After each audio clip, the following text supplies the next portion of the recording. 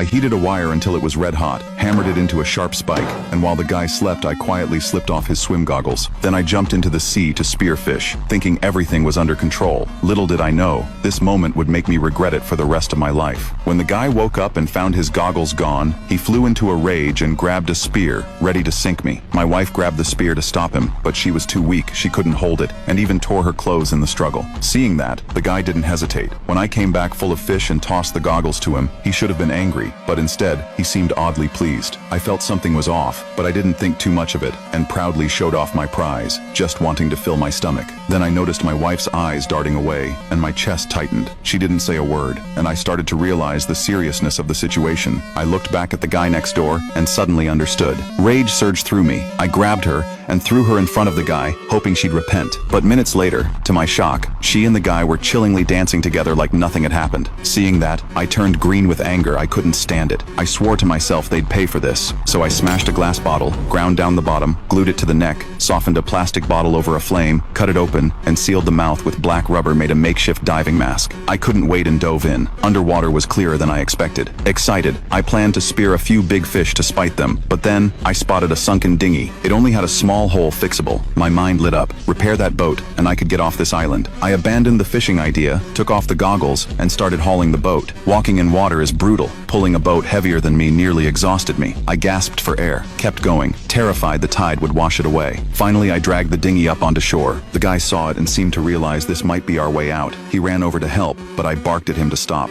He'd humiliated me before, now he had the nerve to cozy up to me? No way. For days I worked on the boat, dreaming of leaving the island. Then my wife came to apologize, saying she did what she did to survive and begging me to take her when the boat was ready. I wasn't stupid. I didn't buy her one-sided excuse and turned away in anger. Not long after, the boat was fixed and even had a sail. Seeing the guy busy, I grabbed my spear, planning to catch a few more fish for provisions. But as soon as I hit the water, I sensed something was wrong. I surfaced and saw they had already loaded all their stuff into the dinghy. They were trying to steal my boat. Fury boiled over. I sprinted to the shore, trying to stop them, but it was too late. They'd pushed the boat into the water. I chased after them but couldn't catch up, and could only roar on the beach. Watching them sail away, my anger strangely shifted to amusement. I lay back in my chair, ready to watch the show.